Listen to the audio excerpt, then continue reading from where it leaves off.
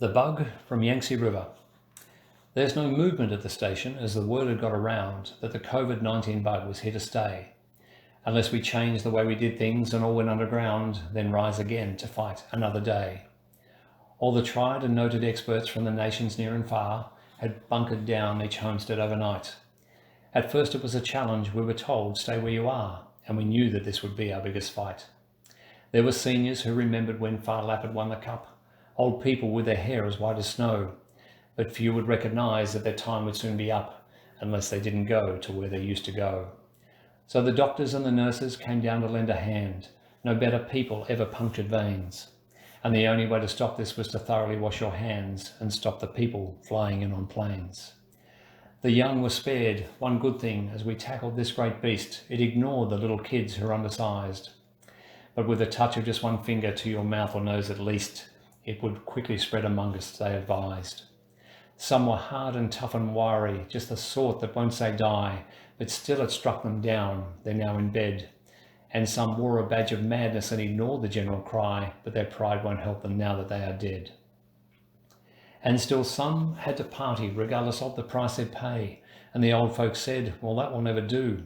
We're in this for a long time, lad. You'd better stop away. This virus is much too tough for even one like you. So we waited sad and wistful, isolated from our friends. I think we ought to let them come, some said. I'll warrant if they're with us, then this thing will never end. It's up to all of us to stop the fatal spread.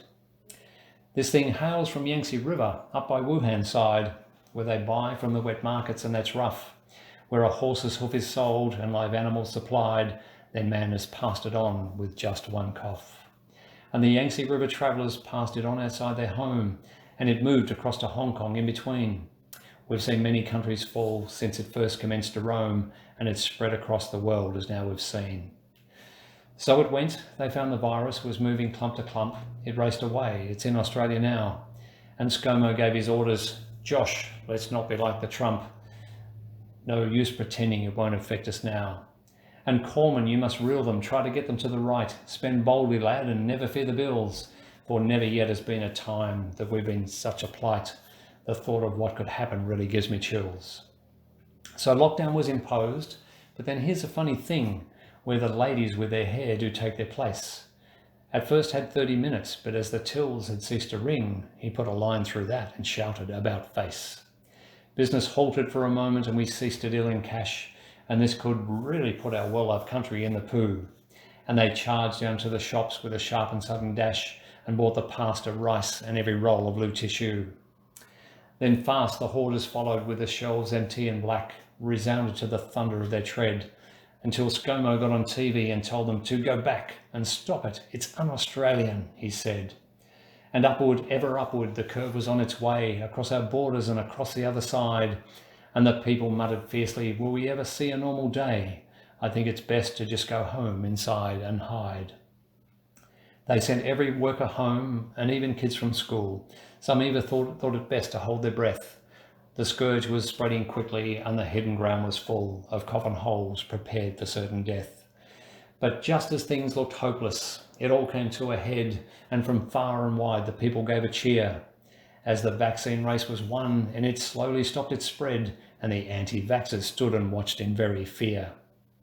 It sent the virus flying and we stepped onto the street, hugged friends and strangers and we cried, and the bug from Yangtze River retreated in defeat. It was grand to see the curve was on the slide. Through the small towns and the cities, over rough and broken ground, the cure was quick, at a racing pace it went, and we never really dreamt we'd again be safe and sound. We'd all made it through this terrible event.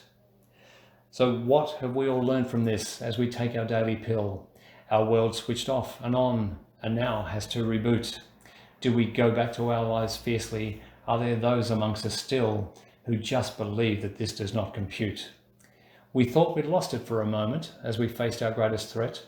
It sure was tough, but a final glimpse reveals that as we put our lives together and pay off this massive debt, it's health and family that really seals the deal.